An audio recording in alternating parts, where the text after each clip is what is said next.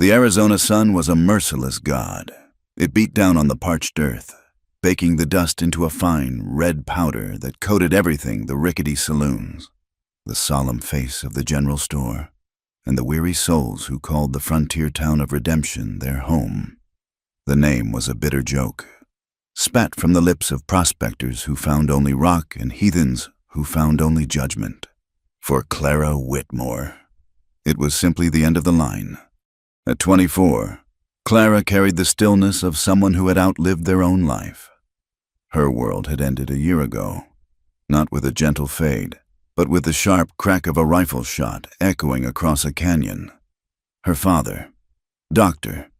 Alistair Whitmore, an army surgeon with hands as steady as the mesas and a heart too soft for the uniform he wore, had been returning from a call to a neighboring fort, an ambush. The official report called it a Navajo raid, a word that painted all members of a proud and desperate people with the same bloody brush. Clara knew better. She knew of the scalp hunters, the white men who killed for bounties, their greed cloaked in the righteous banner of expansion.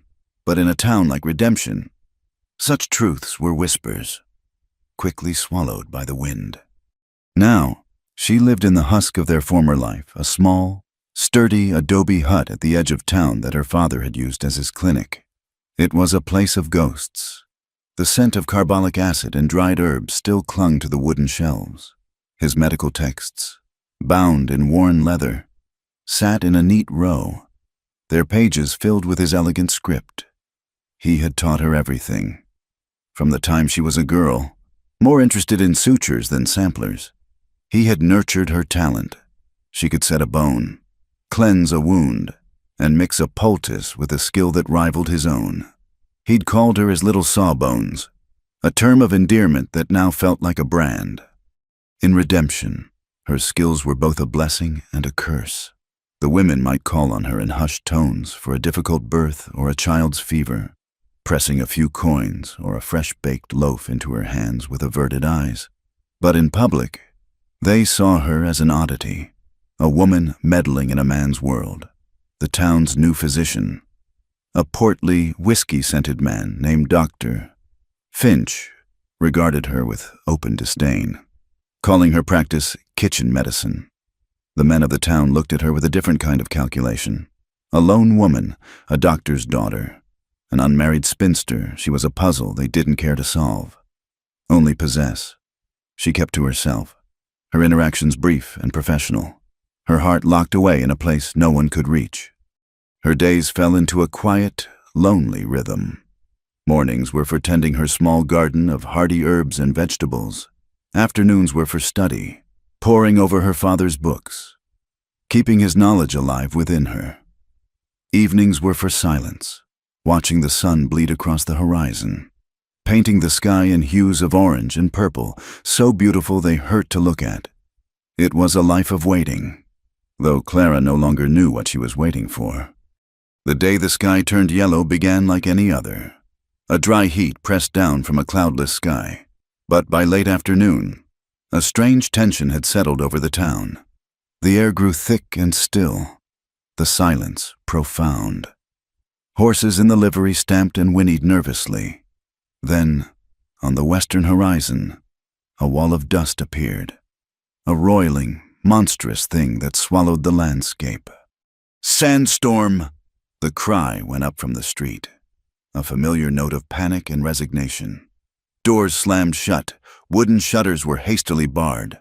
The world outside was about to be scoured clean. Clara moved with practiced efficiency, securing the heavy shutter over her one window and wedging a thick rag under the door. The first gusts of wind hit the small house like a physical blow, rattling the frame. The howl began, a low moan that rose to a deafening shriek.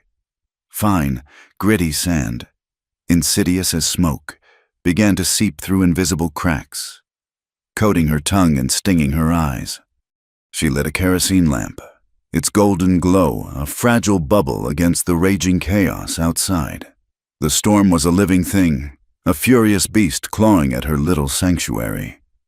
Hours passed. The wind's scream was relentless, a sound that frayed the nerves and made the soul feel small and exposed. Clara sat at her small table, a cup of lukewarm tea untouched before her, her father's anatomy textbook open but unread. She was thinking of him, of how he would have sat calmly through such a storm, perhaps humming a tune, his presence a shield against any fear. Now, the only shield she had was the mud brick walls, and they felt perilously thin. It was then, through a momentary lull in the wind's fury, that she heard it. A sound that did not belong to the storm. A thud, heavy and final, just outside her door, followed by a low groan, almost lost in the returning shriek of the wind. Clara froze, her heart hammering against her ribs. It could be anything, a stray animal, a piece of debris torn from a neighboring roof. But the groan, that was human. Her first instinct, born of a year of fear and isolation, was to stay put, to ignore it. Whoever was out there was at the mercy of the storm, and opening her door meant inviting that violence inside. Redemption had taught her that compassion was a liability. But her father's voice echoed in her mind, a gentle but firm rebuke. Asterisk. A physician does not choose his patients. Clara. He answers the call. Her hand trembled as she slid the heavy wooden bar from the door. Bracing herself, she pulled it inward. The storm lunged at her, a solid force of wind and sand that threw her back a step and extinguished her lamp, plunging the room into darkness. The world was a maelstrom of roaring noise and stinging grit. Shielding her eyes with one hand, she peered into the swirling brown chaos. There, not 10 feet from her doorstep, was a shape, a man, half buried in the accumulating sand, lying next to the still form of a horse. He was face down, unmoving. For a terrifying moment, she thought he was dead. But then, another pained groan reached her, a raw sound of agony. Duty won. It always won. Pulling her shawl tighter over her head and mouth, Clara stepped out into the tempest. The wind tore at her, ripping the breath from her lungs. Each step was a battle against an invisible tide. Reaching the man, she knelt, the sand scouring her exposed skin. She grabbed his shoulder to turn him over. The first thing she saw was the blood. A dark, ugly stain spread across his buckskin shirt, originating from a wound high on his left side, just below the ribs. The second thing she saw sent a jolt of pure ice through her veins. His face, though streaked with dirt and blood, was undeniably Native American. His long, black hair was unbound, whipping in the wind. He was Navajo. Every warning, every prejudiced whisper she had ever heard in Redemption, screamed in her head. Asterisk savage, killer, the enemy. He was one of the men they blamed for her father's death, the town marshal. A hard man named Jebediah Kane would hang him without a second thought. Anyone who helped him would be considered a traitor. She should leave him, turn around, go back inside, and bar the door. Let the storm finish what some bullet had started. It was the safe thing to do, the sensible thing. But then he stirred, his eyes fluttering open for a brief second. They were dark, fathomless, and in their depths, she did not see a savage or a killer. She saw pain, raw, unadorned, human pain. In that moment, he was not a Navajo warrior. He was a patient. Her father's words again. A quiet mantra against the storm's roar. Asterisk. You treat the wound, not the man. Her decision was not a thought, but an impulse, a deep-seated instinct she couldn't fight. She would not let him die at her doorstep. Getting him inside was a feat of desperate strength she didn't know she possessed. He was tall and leanly muscled, a dead weight against her smaller frame.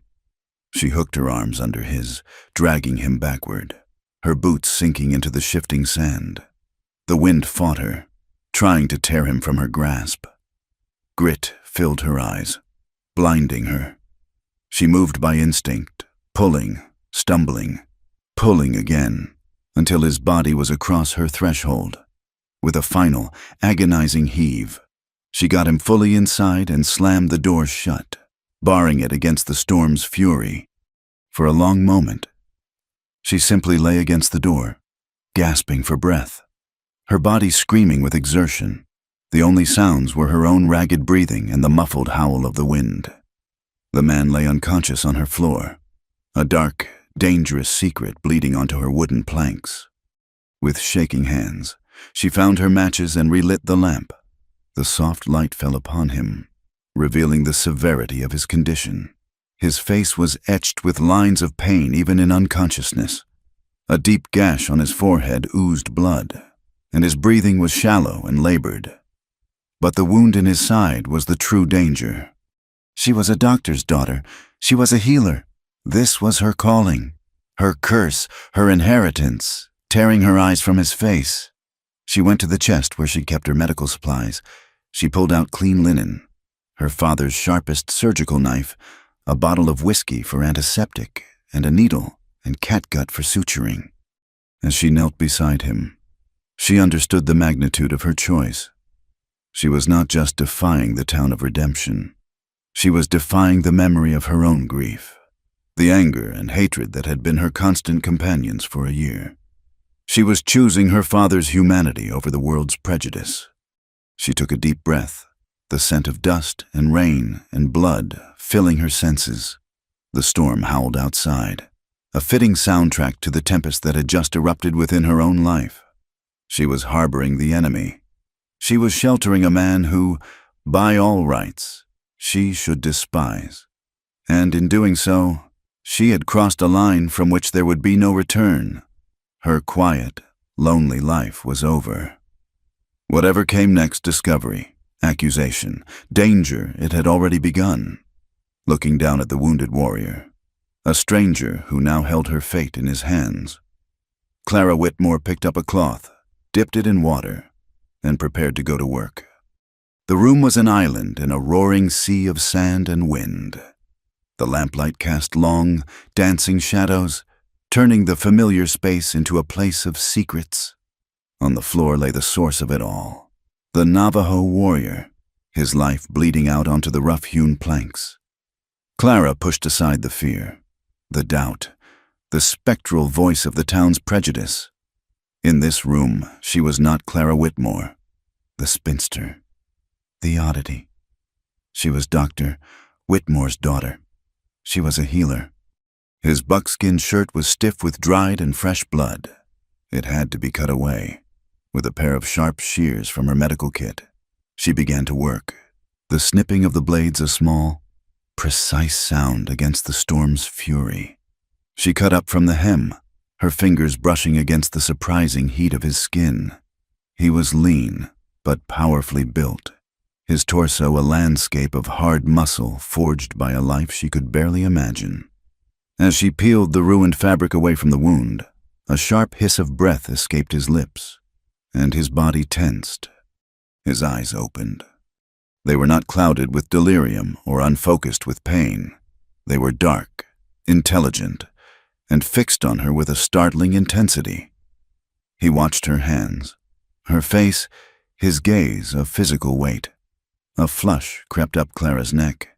She had tended to dozens of men in her life, ranch hands with broken bones, miners with black lung, soldiers with fevers. She had always maintained a cool, clinical detachment. But this was different. This was not a patient. This was the enemy, and he was watching her with an unnerving awareness. "I have to clean the wound," she said, her voice sounding thin and reedy. "It will hurt." He gave a slight, almost imperceptible nod, his eyes never leaving hers. She took a cloth and dipped it into the basin of warm water she'd prepared. As she reached for the wound, a ragged hole of torn flesh and muscle just below his ribs. She hesitated. To do this properly, she would have to wash away the blood and grime from the surrounding skin. She would have to touch him, intimately and thoroughly. It felt like a profound transgression. "Close your eyes," she whispered. The words were for him, but they were also for herself, a plea for a small shield of anonymity, a way to pretend this was just a wound, not a man. He did not close them. Instead, his gaze intensified, as if her words had challenged him.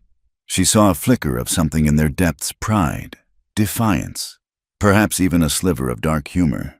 He was surrendering his body to her care, but not his will. Clara took a shaky breath and set to her task. Close your eyes. But the Navajo warrior watched her wash every inch of him. The thought seared itself into her mind, a title for this strange, forbidden chapter of her life.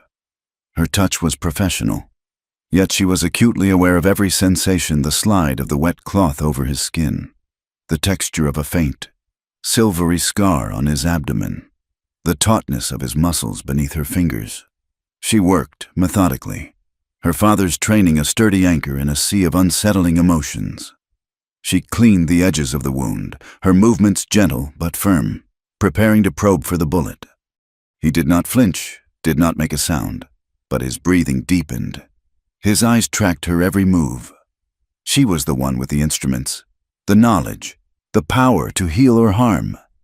Yet, she felt utterly exposed, laid bare by his silent, unwavering gaze. It was a gaze that acknowledged the profound intimacy of the moment, the stripping away of everything but two people in a room, a man in need and a woman who had answered the call. The barriers of race, of hatred, of a year of bitter grief seemed to be dissolving in the warm, lamp-lit air. She found the bullet. It was lodged against a rib, a flattened piece of lead. Extracting it was a delicate, bloody business. She poured a small amount of whiskey directly into the wound. This time, he couldn't suppress a strangled gasp, his back arching off the floor. His hands shot out, not to stop her, but to grip the edge of the wooden table, his knuckles turning white. Still, he watched her. He watched as she used her father's forceps to carefully work the bullet free. He watched as she stitched the angry lips of the wound together, her needle dipping in and out, pulling his flesh closed. When she was finished, she bandaged him tightly with clean linen. Her work was done. She sat back on her heels, physically and emotionally drained. The storm outside seemed to have quieted, its rage spent. The silence in the room was now heavier, filled with the unspoken things that had passed between them. "Tony," he said. The voice was low and rough from disuse and pain, but clear. It startled her. "What?" He tapped his own chest weakly with his fingers. "Tony." It was his name. He was giving her his name. A name was a piece of a soul, a thing of power. It made him real, not just a symbol of her people's enemy. It made her act of saving him personal. "Clara," she replied, her voice barely a whisper. He held her gaze for a moment longer. Then his eyelids, heavy with exhaustion and blood loss, finally drifted shut. Asterisk, asterisk, asterisk. The storm broke with the dawn. Clara awoke stiffly in her chair to a world washed clean and eerily silent. Her first bleary thought was of the man, Tone. He lay on her father's narrow cot, where she had managed to move him in the night. He was breathing evenly, his fever having broken slightly, but his presence filled the small hut, a dangerous and undeniable reality in the pale morning light. Panic, cold and sharp, pierced through her exhaustion. The horse, she had forgotten the horse. Throwing her door open, she looked out onto a landscape transformed. The wind had sculpted the red dust into soft dunes, and there, partially covered by one of them, was the dead pinto. A bullet hole was visible in its neck. An Indian pony, lying dead at her doorstep. It was a beacon, a signpost for all the trouble that was to come. She had to move it, but how? The animal was a dead weight of over 1,000 pounds. It was impossible. Her mind raced. She could try to bury it, but the ground was sun-baked clay under the sand, and she would be seen. Every minute that passed was another minute for discovery. Her frantic thoughts were cut short by the sound of a voice calling out, "Miss Whitmore, you all right in there?" It was Silas, the blacksmith's boy. a lanky youth of 15 with a perpetually curious expression. He was standing 50 yards away, staring directly at the dead horse. Clara's heart leaped into her throat. "I'm fine. Silas," she called back, forcing a calmness into her voice that she did not feel. "Terrible storm." "Yes, ma'am, looks like it claimed this poor fella," he said, gesturing with his head toward the Pinto. "That an Apache pony?" I don't know," Clara stammered. "It must have collapsed here seeking shelter." It was a weak lie, and she knew it. Silas's eyes narrowed for a second, a flicker of suspicion in their youthful depths. But then he shrugged. "Well, I'll tell Marshal Kane. He'll have someone drag it off before it starts to stink." He tipped his hat and ambled on toward town. Clara watched him go, her blood running cold. She had bought a little time, but the clock was now ticking. The marshal would come. Questions would be asked. By midday, the town was buzzing. The story of the dead Indian pony at the spinster doctor's house traveled faster than fire in a dry field. It twisted and grew with each telling. It wasn't just a horse. It was a warrior's horse. There were tracks. People said, a man's tracks, leading right to her door before the storm wiped them away. Why would a lone woman on the edge of town be the one to find it? What was she hiding? The whispers slithered through the general store, coiled in the dusty air of the saloon, and were exchanged over picket fences. Clara Whitmore, the strange one, the one who kept to herself, the one who read books instead of finding a husband. She was different, and in a town like Redemption, different was dangerous. Late that afternoon, as she was forcing some broth between Tone's dry lips, a heavy knock fell on her door. It wasn't the tentative rap of a neighbor. It was the hard, authoritative knock of the law. Her hand trembled, spilling a drop of broth on the cot. She opened the door to find Marshal Jebediah Kane. He was a tall, raw-boned man with a graying mustache and eyes the color of a winter sky. He was not a cruel man by nature, but he was a man who believed in a simple, brutal order. There were white folks, and there were Indians. The line between them was clear and was to be defended with rope and lead. "Afternoon, Miss Whitmore," he said, his eyes sweeping past her to scan the dim interior of her home. "Marshal," she replied, blocking the doorway with her body as best she could. "Heard you had some excitement out here last night," he said, his tone casual, but his gaze missing nothing. "Only the storm. And a dead horse," he added. "A Navajo pony, by the looks of the markings. Strange for one to end up here. We've had reports, rumors of a small band of Navajo seen near the mesas a few days back. The same ones who hit that army patrol a month ago. We think one of them might have been wounded." He paused, letting his words hang in the air. His eyes bored into her, searching for a crack in her composure. "You're a doctor, of a sort. A wounded man, even a Navajo, might seek out a place like this. You haven't seen anyone asking for help." Every fiber of her being screamed. The lie felt like a physical object lodged in her throat. She could feel Toane's presence behind her, a warm, breathing secret that could get them both killed. She thought of her father, of the stories of Navajo brutality, and for a fleeting, cowardly moment, she considered telling the truth, handing him over, saving herself. But then she remembered the look in his eyes as she'd stitched his wound, the shared moment of vulnerability, the quiet dignity with which he'd given her his name. He was not a rumor. He was a man lying wounded on her cot. She met the marshal's gaze, channeling the quiet strength she had inherited from her father. "Marshal, the only living soul I've seen since yesterday is Silas. If a wounded man had come to my door, I would have done my duty, but I can't report what I haven't seen." Marshal Kane held her gaze for a long moment, his expression unreadable. He was weighing her words, her character, the probability of her lie. To him, she was a respectable, if eccentric, white woman, the daughter of a respected army surgeon. It was almost unthinkable that she would harbor an enemy. Almost. "All right, Miss Whitmore," he said finally, though a shadow of doubt remained in his eyes. "But you keep your door barred. If these savages are in the area, a lone woman is a tempting target. Let us know if you see anything out of the ordinary." He tipped his hat and turned away. Clara watched him walk back toward the town, his shotgun resting in the crook of his arm.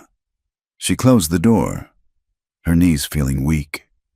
She had survived the first test, but she knew, with a certainty that chilled her to the bone, that it would not be the last. The rumor was a spark, and Marshal Kane had just fanned the flames. The whole town would be watching her now, and in the cot behind her, the secret she was keeping was just beginning to heal.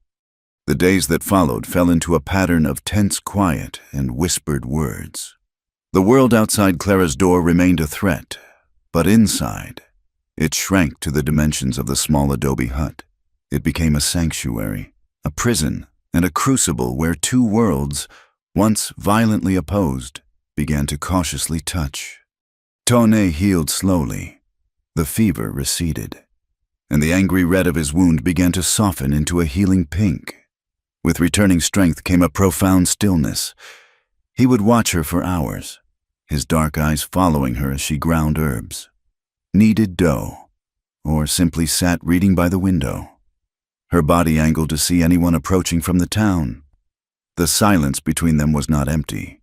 It was a living thing, filled with questions, assumptions, and a fragile, burgeoning trust. Their conversations began with single words: water, pain, more.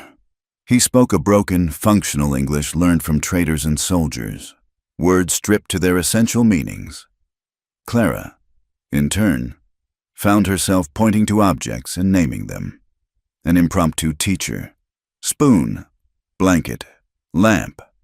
He would repeat the word, his tongue navigating the unfamiliar sounds, his gaze serious and intent.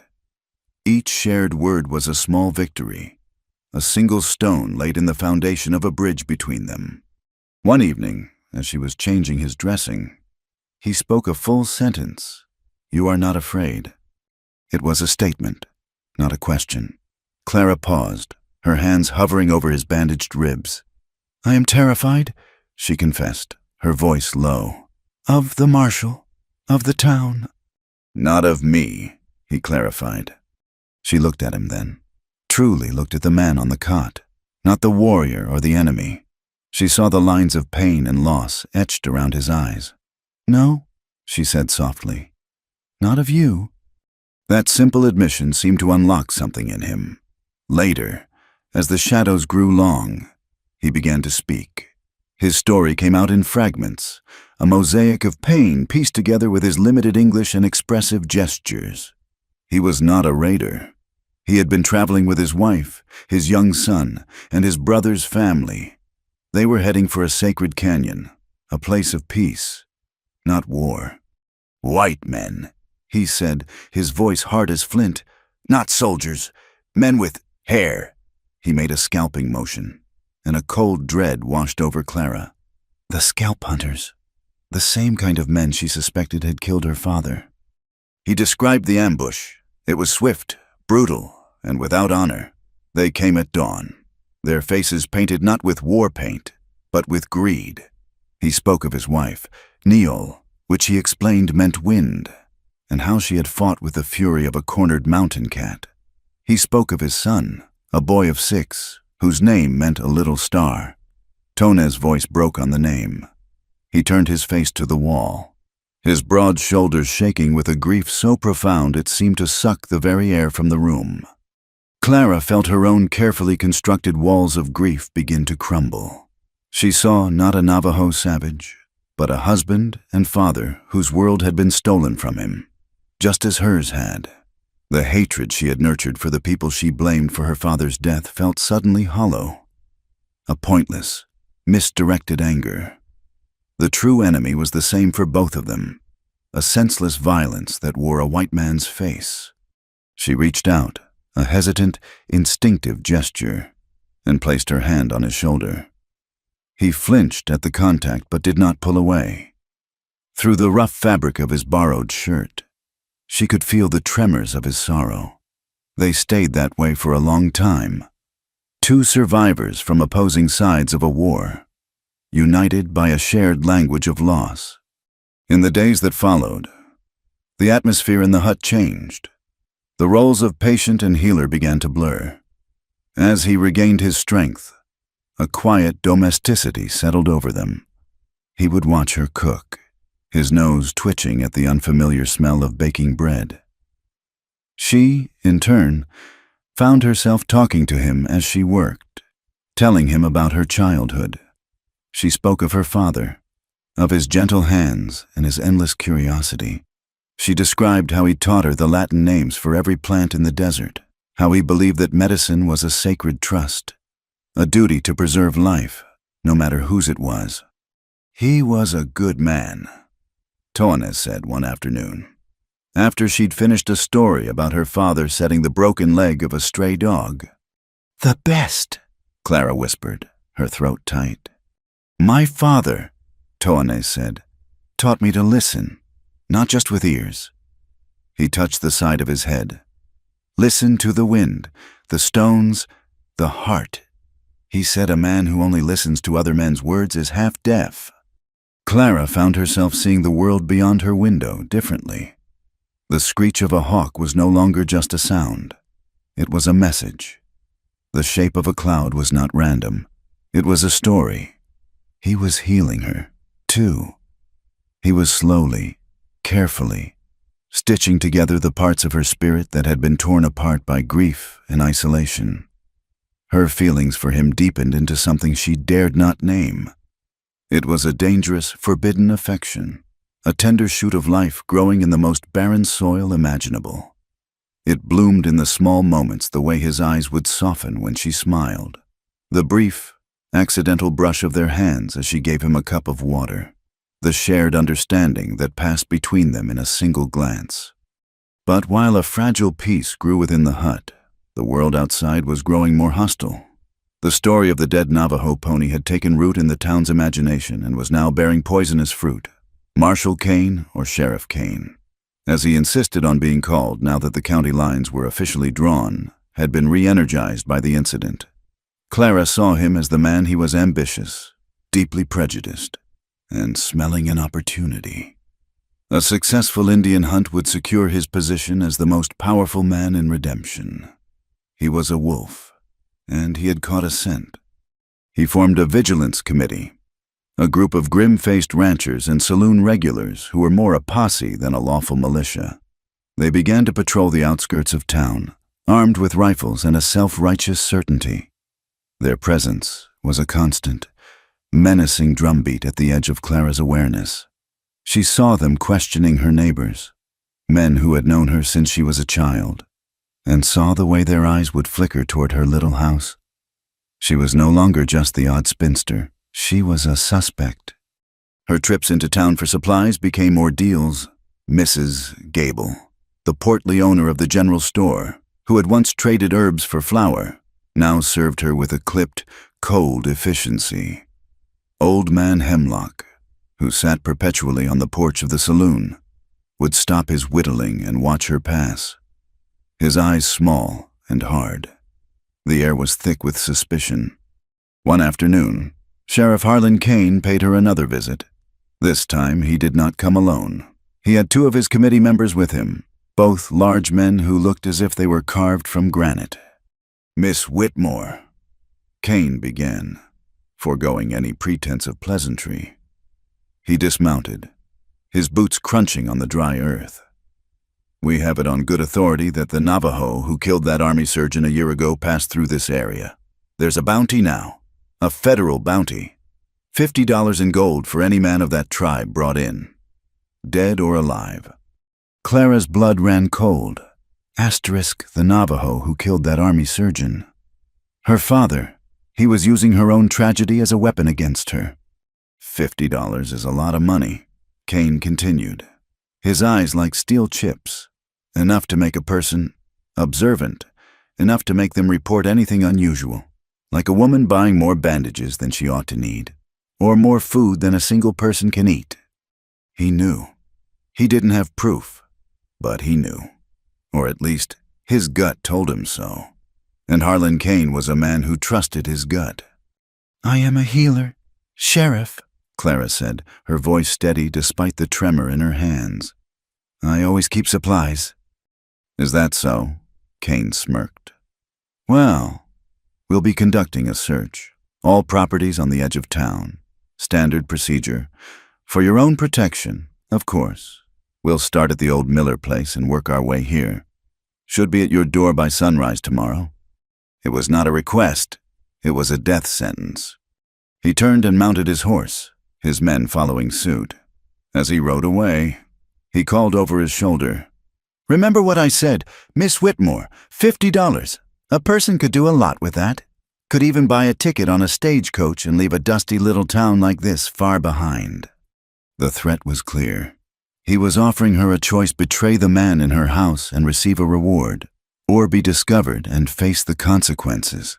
For the first time, the full weight of her situation crashed down on her. It was no longer an abstract danger. It was Sheriff Kane and his men at her door. It was a rope. It was a bullet. She stumbled back inside, her heart a frantic bird beating against the cage of her ribs. Tone was sitting up on the cot, his jaw set. He had heard everything. I must go, he said, his voice a low rasp. He swung his legs over the side of the cot, testing his weight. He was still weak, the wound in his side pulling with every movement. You can't, Clara cried. You're not healed. You wouldn't make it a mile. To stay is death. For you, too, he said, his eyes meeting hers. In them, she saw no fear, only a grim acceptance and a deep, aching concern for her. This was it, the choice she had been dreading. Her mind screamed at her to save herself. She could tell him to go. Let him take his chances in the desert. Or, God forgive her. She could walk into town and tell the sheriff where to find him. She could take the money and leave this whole nightmare behind. It was the sensible path, the path to survival. But as she looked at Tone, standing unsteadily in the center of her small home, she didn't see a Navajo warrior or a $50 bounty. She saw the man who had described the wind as his wife's soul, the man whose grief mirrored her own, the man who had taught her to listen to the stones. He had brought terror and danger into her life, but he had also brought a connection, a feeling of being truly seen, that had resurrected her from a half-life of lonely grief. To give him up would not just be a betrayal of him. It would be a betrayal of her father's memory, of every principle of healing and humanity he had ever taught her. It would be a betrayal of the woman she was becoming. No, she said, her voice ringing with a certainty that surprised them both. You will not go alone. She walked to the window and looked out at the path that led toward the dark, unforgiving mesas. They will come for you at sunrise, she said, turning back to him. So we will leave in darkness. The decision, once made, settled in the small hut like a third presence. It was a cold, sharp-edged thing that banished all exhaustion. There was no time for fear, only for action. The hours until sunrise were grains of sand slipping through their fingers. We take only what we can carry, Tone said, his voice low and steady. The weakness was still there, a tremor beneath the surface, but his command was absolute. He was a warrior again, and this hut was now a battlefield they had to strategically abandon. Clara moved with a surgeon's efficiency, her mind sorting and discarding. She emptied a leather satchel, her father's old medical bag, and began to fill it with the essentials, not books, not keepsakes, but the currency of survival. Carbolic acid, linen bandages, her sharpest scalpel, a needle and catgut.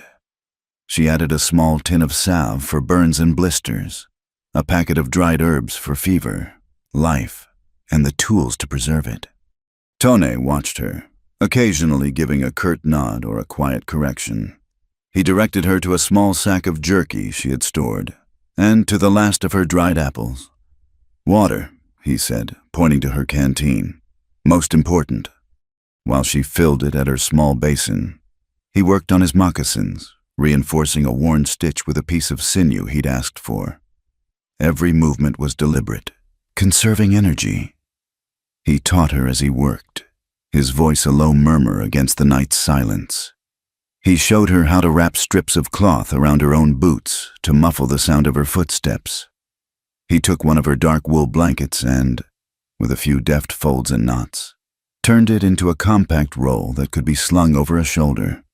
The desert is cold at night, he stated simply. Sun is your enemy in the day, cold is your enemy at night. As they worked, a new kind of intimacy formed between them, forged in the crucible of their shared purpose. There was no white woman or Navajo man, no healer or patient. There were only two people, preparing to pit their combined knowledge against a hostile world. He, the expert in the harsh language of the wilderness. She, the expert in the fragile mechanics of the human body. Each held the other's life in their hands. An hour before the first hint of dawn, they were ready. Tone stood, leaning slightly on a sturdy walking stick he had fashioned from a broom handle. Clara looked around the small hut, a wave of grief washing over her. It was the last piece of her father, the last remnant of her old life. She was leaving it all behind. There is no time to look back, Tone said gently, seeing the conflict in her eyes. The past is a ghost. It cannot carry you forward. He was right. She gave a single, sharp nod, slung her satchel over her shoulder, and unbarred the door. They slipped out into the deep, star-dusted darkness. The air was cool and carried the scent of dust and sage. Tone led the way, not toward the open plains, but into the jagged, broken land of the foothills, a chaotic maze of rock and shadow. He moved with a painful slowness, his wound a constant, grinding anchor. Yet, he moved with an unerring sense of direction. He taught her to place her feet on solid rock instead of loose gravel, to use the deep shadows of the mesas as their cloak. He showed her how to read the stars, not as distant, romantic lights, but as a map, a compass painted across the heavens. At sunrise, they found a shallow overhang and huddled together, watching the distant town of Redemption begin to stir in her mind's eye. Clara saw it all unfold, Sheriff Kane and his men arriving at her empty hut, the kicked-open door, the cold cot, the fury on the sheriff's face as he realized he'd been defied. Then, the discovery of their tracks, leading not into the open, but toward the unforgiving wilderness he commanded. The hunt was on. The next 2 days were a blur of torment and endurance. The sun was a hammer, beating down on them, stealing their moisture and their strength. Tone's wound, aggravated by the constant movement, began to fester.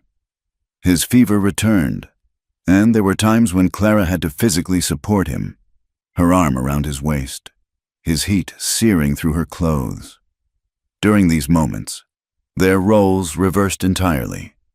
She was the strong one, whispering encouragement, drawing on a reservoir of will she never knew she possessed. He, in turn, kept them alive.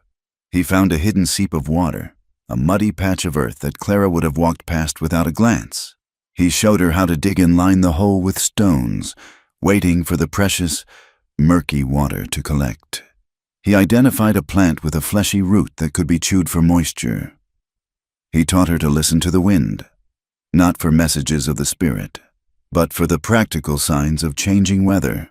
His world was one of signs and portents, a text she was slowly, painfully learning to read. On the evening of the 3rd day, when Clara thought she could not take another step, he found it, a narrow slit in a rock face, almost invisible, hidden by a fall of scree and a gnarled juniper tree. It was the entrance to a small cave. Inside, it was cool and dark and blessedly. There was the sound of dripping water. A tiny spring trickled from the rock wall, collecting in a clear, stone-carved basin. It was a miracle. It was a haven. They drank deeply, the cold, clean water a shock to their parched bodies. Then, Clara set about tending to Tony. In the dim light filtering through the entrance, she unwrapped his bandage. The wound was inflamed, the stitches pulling angrily at the skin. She cleaned it as best she could with their dwindling supply of carbolic acid and water, her touch as gentle as she could manage. He sat stoically, his back against the cool stone, his eyes closed, though she knew he was not sleeping. I am sorry, Clara, he said, his voice thick with fever. I have brought this upon you. We brought it on each other, she replied softly, securing a fresh bandage around his ribs. I made a choice to help you. You made a choice to trust me. We walked this path together. She finished her work and slumped down beside him, the exhaustion of the past days crashing over her in a tidal wave. They sat in silence, the only sound the steady, meditative drip, drip, drip of the spring. Here, in this hidden womb of the earth, the world of Sheriff Kane and his posse felt a universe away. There was only the stone, the water, and the shared warmth of their bodies. He reached out and took her hand. His was hot and dry, but his grip was firm. You have the heart of a warrior, he murmured. Clara looked at their joined hands, his, dark and scarred from a life of conflict. Hers, pale and stained with his blood and desert dust. The barriers between them seemed not just foolish, but profane. In this moment of shared desperation, they were simply a man and a woman, stripped of their histories, bound by a profound and perilous connection. She leaned her head against his shoulder, her energy spent. He did not stiffen, but seemed to soften, accepting her weight. His arm came around her, pulling her close. The gesture was not one of passion, but of pure, desperate comfort, a mutual offering of solace in a world that offered none. But as they held each other in the gathering dark, something shifted. The comfort deepened into awareness, the shared warmth into a different kind of heat. Clara could feel the steady beat of his heart against her cheek, a rhythm that seemed to sync with her own. She lifted her head, and her eyes met his. The hunger she saw there was not just for food or water. It was a hunger for life, for connection, for a moment of grace in the face of annihilation. And she knew he saw the same need reflected in her own eyes. The world had stripped everything from them, their families, their homes, their futures. All they had left was this moment, this cave, this fragile, incandescent spark between them. It was a moment born of pain and intensity, of shared grief and the fierce, primal will to live. Clara leaned in, and the space between them vanished. The first touch of their lips was tentative, tasting of dust and water and sorrow. Then it deepened, becoming a desperate, searching kiss that spoke of all the words they couldn't say. It was a rebellion against the hatred that hunted them, an affirmation of life in the jaws of death. They came together not in a gentle union, but in a quiet, desperate collision. It was an act of profound intimacy, both fierce and tender, a clinging to the one solid thing in a world that had crumbled around them, in the cool, dark sanctuary of the cave, with the steady drip of the spring as their only witness. Clara Whitmore, the doctor's daughter from Redemption, and Tone, the Navajo warrior, found a fleeting, heartbreaking peace in each other's arms, their bodies creating a warmth that held the cold, lonely desert at bay. When they left the cave before the next dawn, something had irrevocably changed. The bond between them had been forged in blood and hardship, and now it had been sealed by an intimacy more powerful than any spoken vow. They were no longer fleeing from the past. They were running toward a future they would have to create together, one footprint at a time, with the sheriff's posse a dark shadow stretching ever longer behind them. The intimacy of the cave was a memory, a dream of water and coolness in a world that had once again become fire and dust. Leaving their sanctuary meant re-entering the furnace. The land they traveled was a testament to God's fury, A landscape of cracked earth, skeletal cactuses, and rocks that shimmered with a heat that promised death. Thirst became a constant companion, a dry, rasping presence in the back of their throats. Fear was the shadow that trailed them, a cold dread that not even the relentless sun could burn away. They moved at night, guided by Tone's celestial map, and hid during the day in whatever meager shade they could find. He grew weaker, the fever from his wound a constant, simmering fire, but his will was a thing of iron. He pushed onward. His focus narrowed to the next ridge, the next canyon, the next chance for survival. The bond forged between them in the cave was now the engine that drove them. They were a single entity, moving through the wasteland, her strength supporting his body, his knowledge guiding her feet. On their 5th day of flight, their water was gone, their lips were cracked, their tongues thick. The world had begun to waver at the edges, the heat creating phantom lakes on the horizon. Hope, like their water supply, had dwindled to its last, bitter drops. It was Tone who spotted the sign. A subtle shift in the vegetation, a line of hardy green shrubs clinging to the base of a canyon wall. "Water," he rasped, his voice barely a whisper. "Somewhere close." The canyon was a deep, jagged scar in the earth. Entering it was a risk. The high walls offered shade, but also created a perfect trap. For a moment, they hesitated at its mouth, the instinct for self-preservation warring with their desperate thirst. But the thirst won. It always did. They descended into the cool shadows, their feet stumbling on loose rock. The air grew still, the silence profound after the constant whisper of the desert wind. They found it at the canyon's heart, a shallow, rock-lined pool of greenish water, fed by a slow, patient drip from the stone above. It was stagnant, but it was water. It was life. Clara fell to her knees, ready to plunge her face into it, but Tone's hand on her shoulder stopped her. "Wait," he commanded. He scanned the canyon rims. His eyes narrowed, every sense alert. He was a predator, sniffing the air for danger. The silence felt wrong. It was the silence of held breath. And then the world exploded. The crack of a rifle shot shattered the stillness, the sound bouncing off the canyon walls in a deafening echo.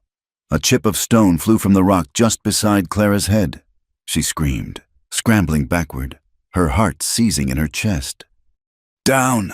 Toane yelled, shoving her behind a massive boulder. Another shot rang out, then a third. Puffs of dust kicked up around them. They were pinned down. Above them, silhouetted against the brilliant blue sky, were the figures of men. Sheriff Harlan Kane and his posse. They had found them. "Nowhere to run. Whitmore." Kane's voice boomed down, distorted by the echo. "Give up the savage, and I'll let you live. I give you my word." Clara knew his word was worth less than the dust at her feet. She looked at Tone. His face was a grim mask, his hand clutching the hilt of the long knife at his belt, his only weapon. His rifle had been lost with his horse. "They will not take us," he said, his voice low and deadly serious. One of the deputies, a man named Miller, grew impatient and tried to get a better angle. Scrambling down a steep scree slope, he was careless. Tone saw his opening. He picked up a rock the size of his fist and hurled it with devastating accuracy. It struck Miller high on the chest, and the man tumbled backward with a cry, his rifle clattering down the slope. The distraction was all Toane needed. "Stay here," he ordered Clara, and before she could protest, he broke cover, sprinting across the open space toward the fallen rifle. It was a suicidal run.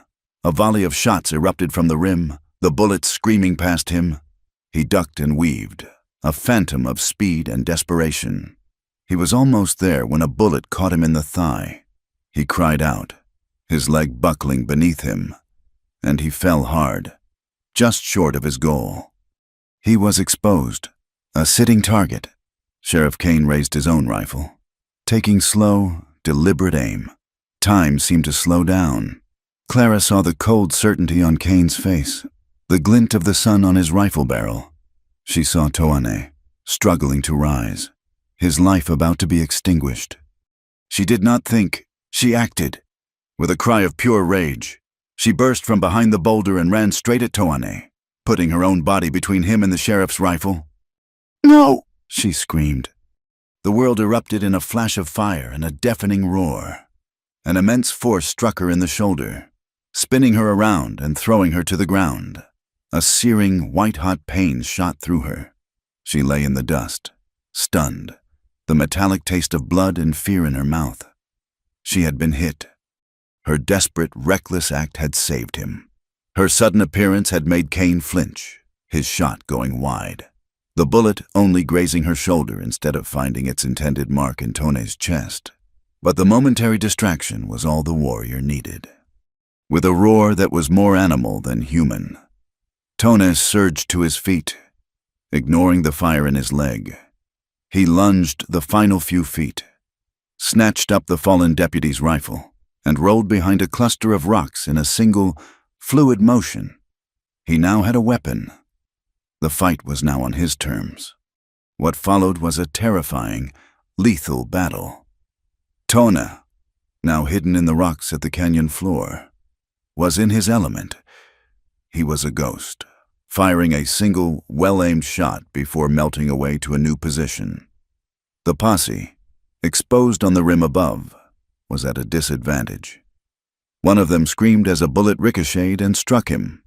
Another decided he wasn't being paid enough to die in this godforsaken canyon and scrambled away, disappearing over the rim. Soon, only Sheriff Kane was left. He was a proud, hateful man, and his fury at being defied by a woman and bested by a Navajo drove him past reason. He abandoned the high ground, sliding down the scree slope, his pistol drawn, determined to finish this face-to-face. Clara watched, helpless, from where she lay. Her shoulder was on fire, and a warm stickiness was spreading down her arm. But her pain was nothing compared to the terror that gripped her as she saw Kane stalking toward Tone's position. The rifle fell silent. It was out of ammunition. Kane laughed, a harsh, ugly sound. Now it's just you and me, savage, he snarled, kicking rocks aside as he advanced. Toane emerged from the shadows. He held his long knife in one hand, in the other, a heavy, jagged rock. He was limping badly, his face pale with pain and blood loss, but his eyes burned with a cold, unquenchable fire. The final battle was a thing of primitive, brutal violence. It was not a duel of honor. It was a desperate struggle for existence. Kane fired his pistol, but Tone threw himself sideways, the bullet whining past his ear. He threw the rock as he moved, catching Kane in the side of the head. The sheriff staggered, his hat flying off, a dark line of blood appearing at his temple. Dazed but not down, Kane lunged, swinging the heavy barrel of his pistol like a club. Tone ducked under the blow and drove his knife into the sheriff's thigh. Kane roared in pain and fury. Grabbing Tone's wrist, forcing the knife away, they fell to the ground together, a tangle of limbs, grunts, and curses. Clara could only watch in horror. It was a chaotic, bloody dance. They rolled in the dust, each man straining for dominance. Kane had size and brute strength. Tone had speed and a lifetime of fighting for his life. The sheriff managed to pin Tone, his thick hands closing around the warrior's throat. Tone's face began to darken, his legs kicking uselessly. "I told you I'd see you hang." Kane grunted, spittle flying from his lips. He squeezed harder, his face a mask of triumphant hatred. Clara screamed, trying to push herself up, but her body wouldn't obey. This was it. It was over. But Kane, in his moment of victory, made a fatal error. His grip on Tone's knife hand had loosened, with the last of his strength, fueled by the image of Clara lying wounded in the dust. Tone twisted his wrist and drove the tip of the blade upward, into the soft flesh under the sheriff's arm. Kane's eyes went wide with shock. A choked, gurgling sound escaped his throat. His hands fell away from Tone's neck. He stared down at the knife hilt protruding from his side as if in disbelief. Then he looked at Tone, his hateful eyes glazing over with the finality of death. He collapsed sideways, a dead weight, and lay still. The canyon fell into a ringing silence, broken only by Tone's ragged, desperate gasps for air. He had won. He had survived. He rolled away from the sheriff's body and tried to push himself up, but his strength failed him. The adrenaline that had sustained him drained away, leaving only an ocean of pain. His leg was a mess of blood and torn muscle. The wound in his side, the one Clara had so carefully stitched, had been ripped open in the struggle. He collapsed onto the dusty floor of the canyon. A second, grievously wounded man lying only feet from the first. Clara finally found her strength, crying his name. She crawled, then stumbled, to his side. The triumphant climax had lasted only a moment, replaced by a desperate, terrifying reality. They were alive, but they were broken, and they were still alone in the heart of the wilderness. The silence that descended upon the canyon was heavier than the heat.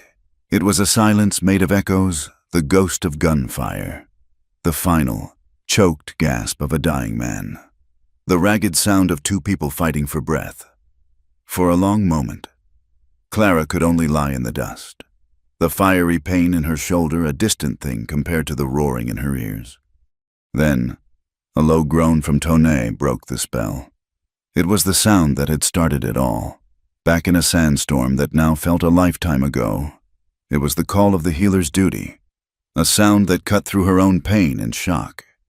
Pushing herself up with her good arm, she scrambled to his side. The sight of him stole the air from her lungs. He was pale beneath his sun-darkened skin. A waxy, translucent color that she knew from her father's clinic was the hue of profound blood loss.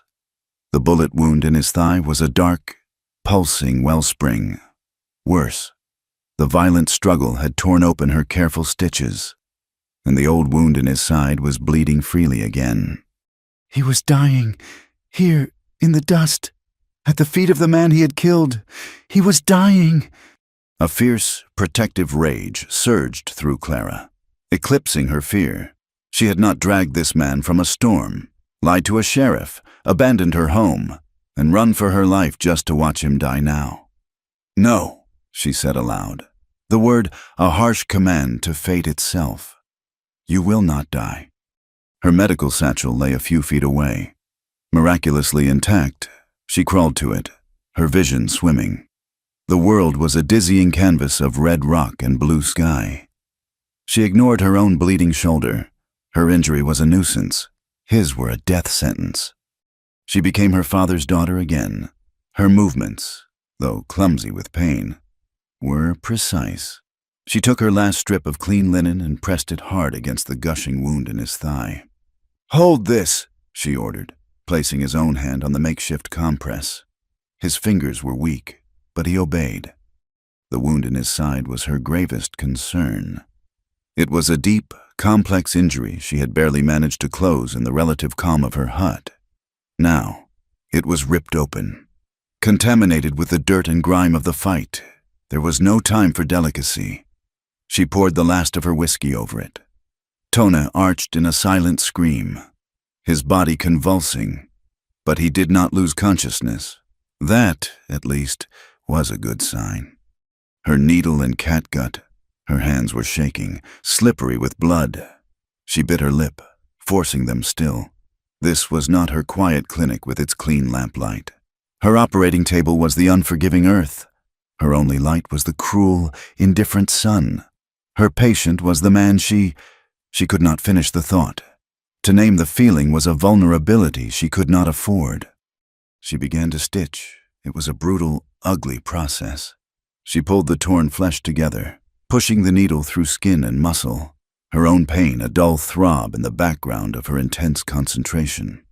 She was no longer Clara Whitmore.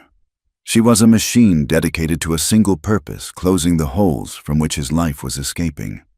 She worked for what felt like an eternity, sweat and tears stinging her eyes. She lost track of time, of the dead man lying nearby, of the vultures that had begun to circle high overhead. There was only the needle, the thread, and the rise and fall of Tone's shallow breathing. When she had done all she could, she bandaged him as tightly as possible, using strips of fabric torn from the dead sheriff's shirt. It was a grim, practical irony. The man who had hunted them would now help keep his quarry alive. Finally, she tended to herself. The bullet had torn through the flesh of her shoulder, a clean but painful wound. She washed it with the last of the water from the pool and bandaged it tightly. Exhausted, she collapsed beside Tone. He was unconscious now, but his breathing was a little deeper. The bleeding stemmed. He was alive. For now, she had pulled him back from the precipice. A second time. They remained in the canyon, their prison and their sanctuary. For 4 days, it was a hallucinatory time, a purgatory of heat, pain, and recovery. Clara diligently kept their wounds clean with water from the spring.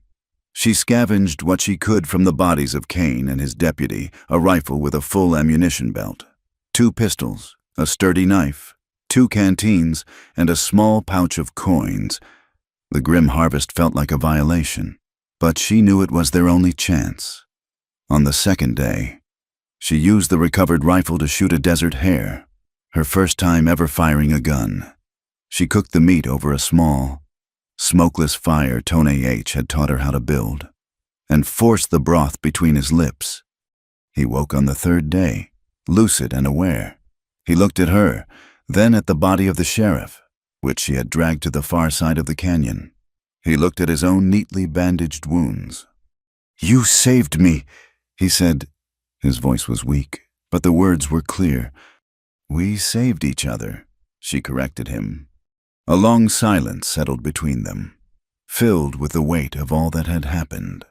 The violence, the intimacy, the shared flight. They were no longer the same people who had met in the storm. The desert had burned away their old lives, leaving them scarred, altered, and irrevocably bound together. "What now, Clara?" he asked, his eyes searching hers. The question hung in the still air. She looked north, in the direction of redemption. The word home was a bitter ash in her mouth. "I can't go back," she said. "They would call me a traitor, an accomplice to the killing of a lawman. There would be a trial, but the verdict was decided the moment I ran. They would hang me." Tone looked south, toward the lands of his own people. The Dain. A profound sadness filled his eyes. "I cannot go back either," he said. "I have killed a sheriff. They will not stop hunting me.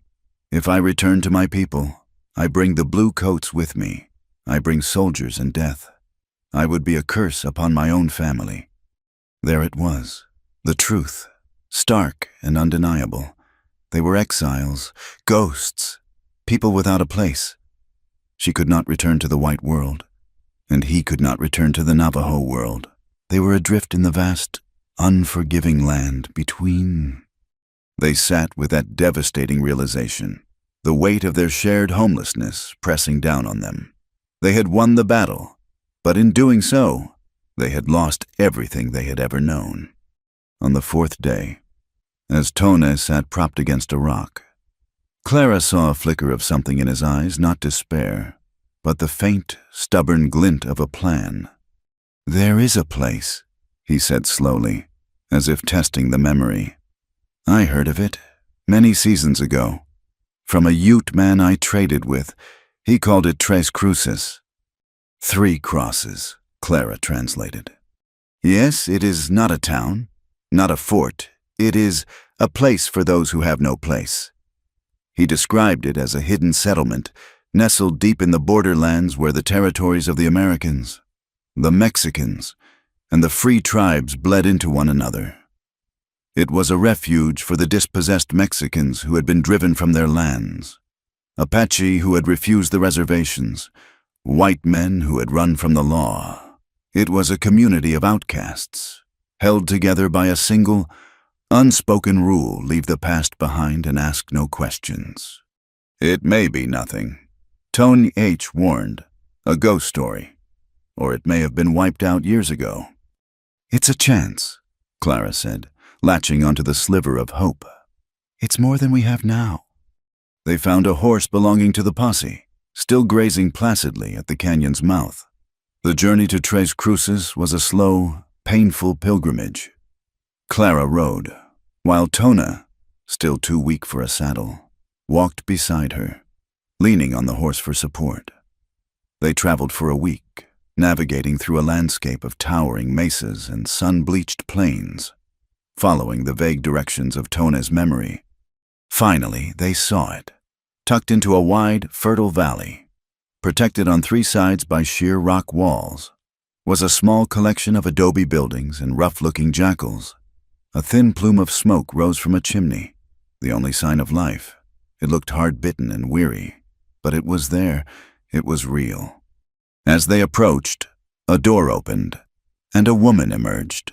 She was old, her face a beautiful, creased map of a long and difficult life. She held a shotgun in the crook of her arm, her dark eyes missing nothing. "State your business," she said, her English heavily accented with Spanish. Clara slid from the horse, her heart pounding. "We need a place to rest," she said. "We mean no harm. He is injured. I am a healer." The old woman's eyes flickered from Clara's pale, determined face to Tona's grim, exhausted one. She took in their ragged clothes, the fresh bandages, the haunted look in their eyes. She had seen countless people like them before. She was one of them herself. Her gaze lingered on Clara's satchel. "A healer?" she asked, a note of interest in her voice. "Our last one died of fever 2 winters ago." Just then, a small child ran out from another doorway, coughing, a dry, racking sound. The old woman's face softened with concern. Clara didn't hesitate.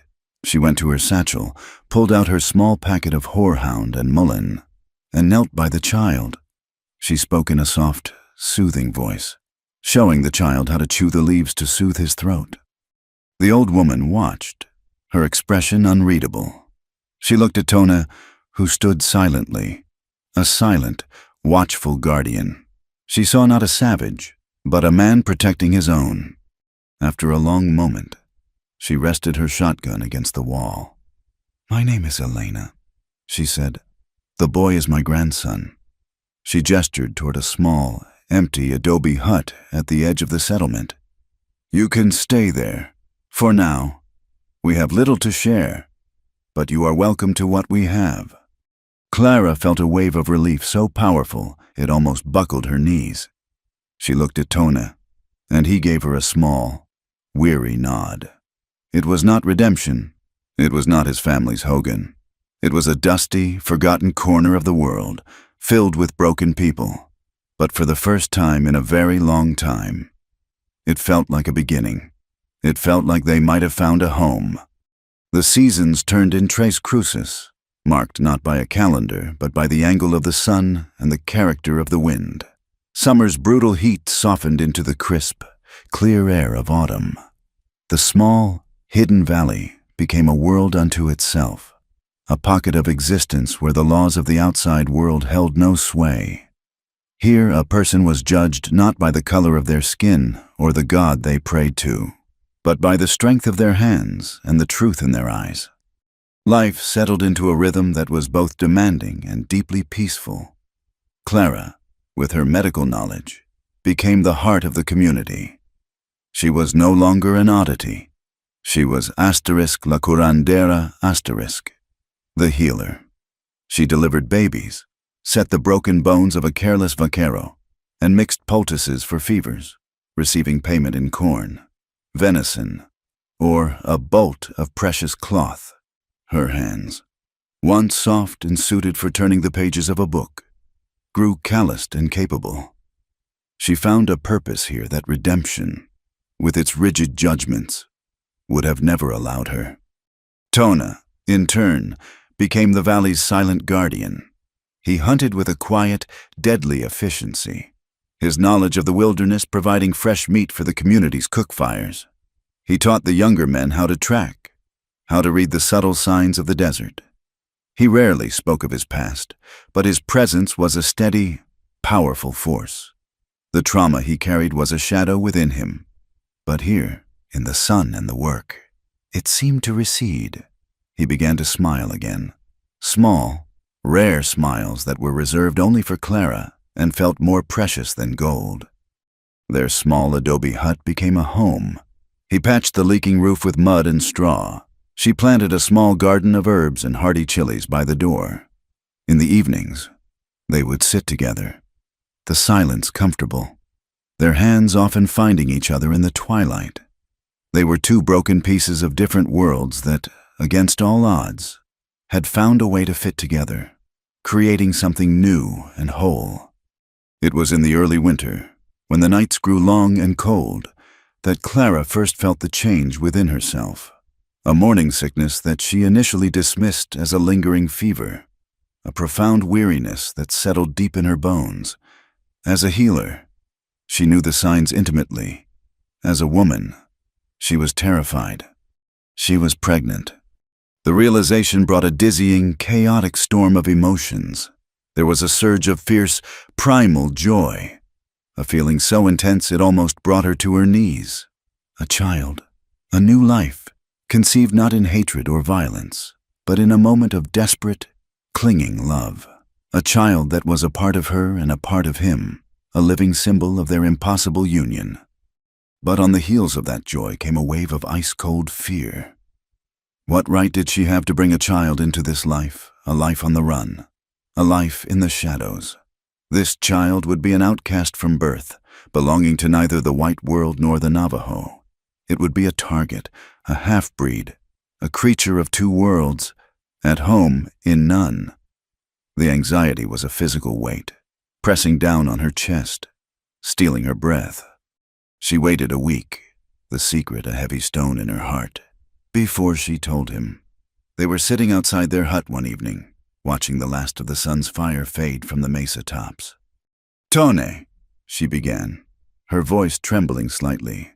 "I have something to tell you." He turned to her, his dark eyes instantly alert to the tremor in her voice. He waited, his patience a tangible thing. "I am with child," she said, the words coming out in a rush. He did not move. He did not speak.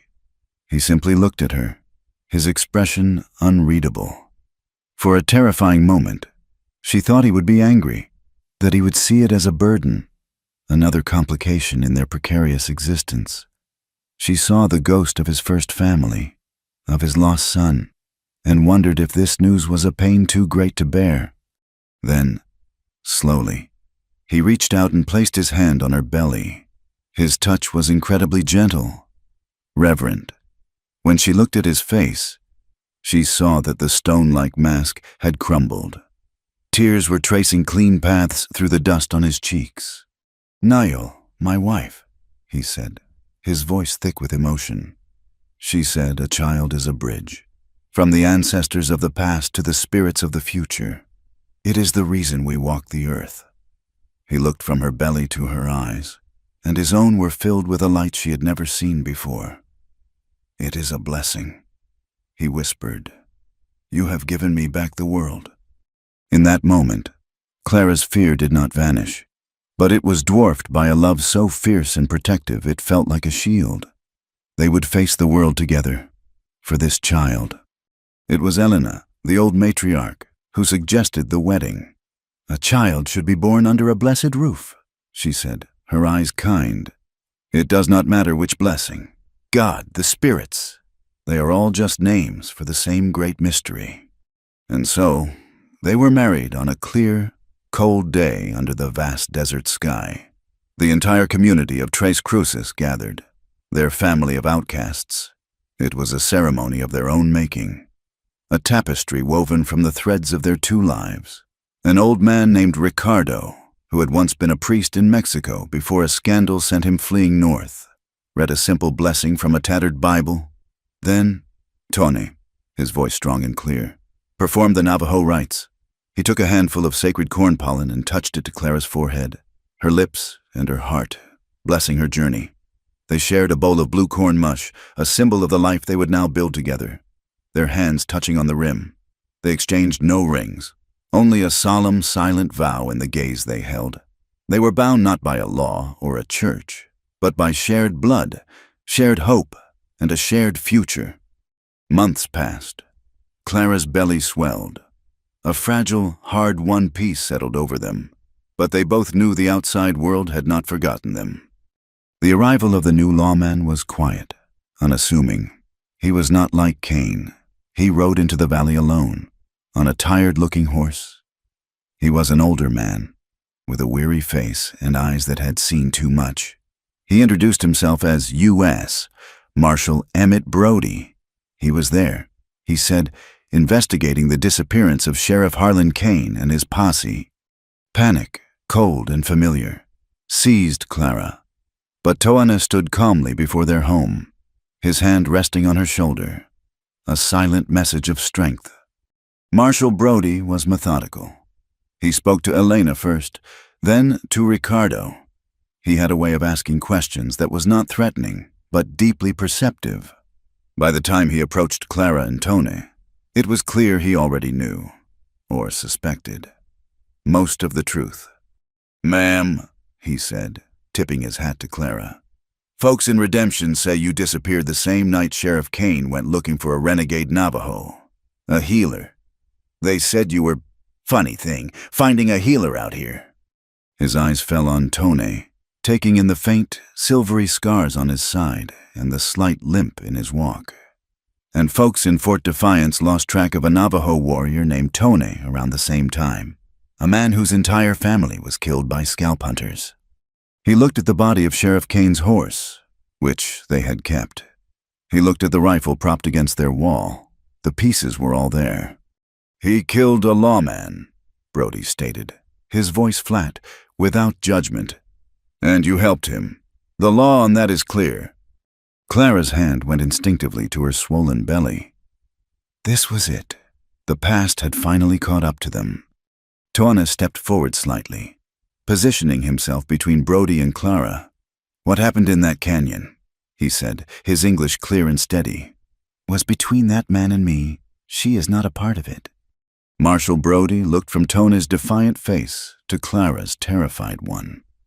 He saw her condition. His gaze softened, just for a moment, and a deep weariness seemed to settle over him. "The law is clear," he repeated, but this time it sounded less like a verdict and more like a regret. He sighed, a long, heavy sound, and looked out at the valley, at the small, hard-scrabble community of people who had nowhere else to go.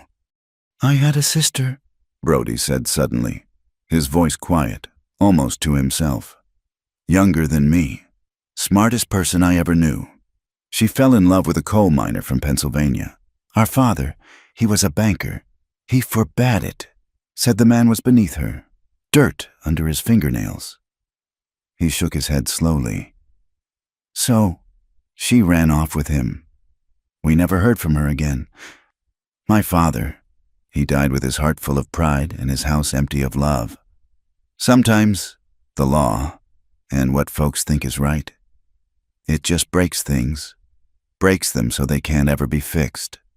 He looked back at them, and in his eyes, Clara saw not an executioner, but a man haunted by his own ghosts. He saw a pregnant woman, a protective husband, a life that was about to begin. He saw the chance for a different ending to an old, sad story. He turned his horse around. "My report will say that Sheriff Kane and his men rode into a box canyon and were ambushed by an Apache war party," he said, not looking at them. "No survivors. A damn tragedy." He paused, his back still to them. "The world is a hard enough place," he said, his voice rough. "No sense in me making it any harder."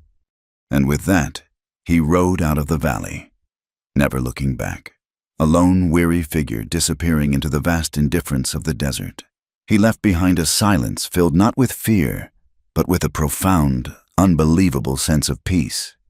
The baby was born in the late summer, a boy with Clara's fair skin and a shock of Tone's jet-black hair.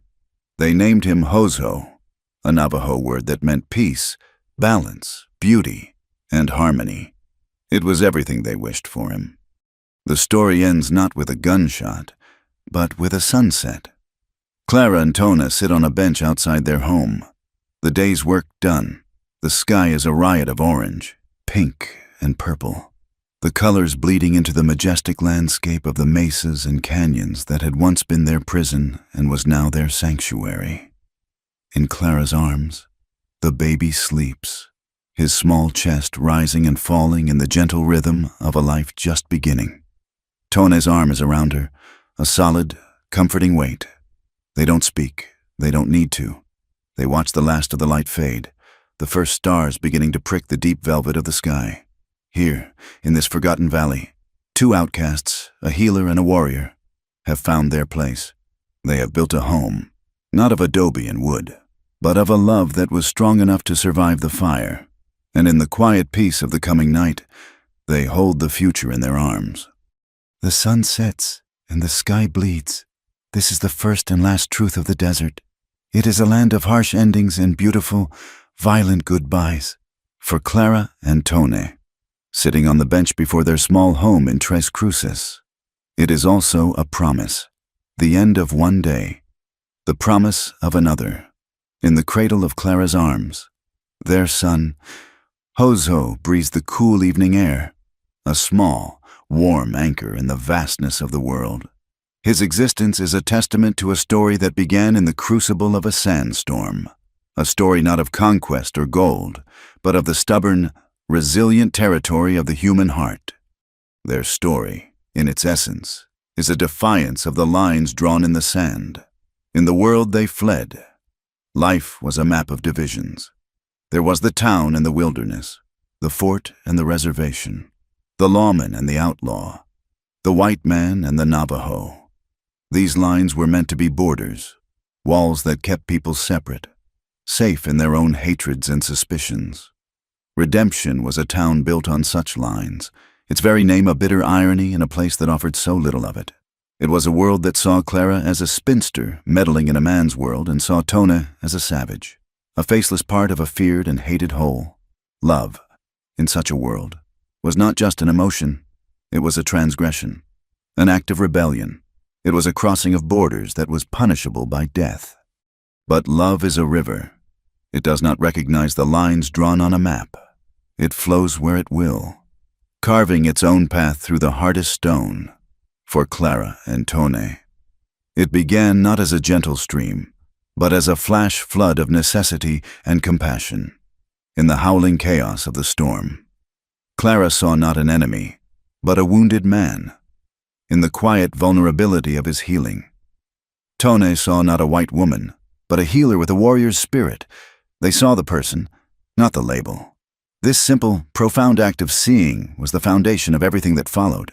Their love story asks a timeless question. What is true justice? Is it the rigid, unbending law of a man like Sheriff Kane, a law fueled by prejudice and personal ambition, or is it found in the quiet, difficult choice to see another's humanity, even when the world tells you not to? Sheriff Kane represented a brutal, simple kind of order. His justice was the justice of the rope and the gun, a system designed to maintain the lines, to punish any who dared to cross them. To him, Tone was guilty by virtue of his birth, and Clara was guilty by her act of compassion. Yet, the story offers another model of justice in the weary form of Marshal Emmett Brody. He, too, was a man of the law, a man who understood its clear and unforgiving letter. But his life had taught him a harder lesson that sometimes the law breaks more than it fixes.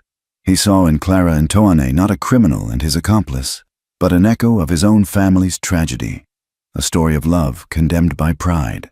His decision to ride away, to write a different story in his official report, was not a failure of law. It was a triumph of a higher, more complex humanity. He chose to see them with his heart, and in doing so, he allowed a future to be born. He understood that true justice is not always about punishment, but sometimes about creating the space for peace to grow.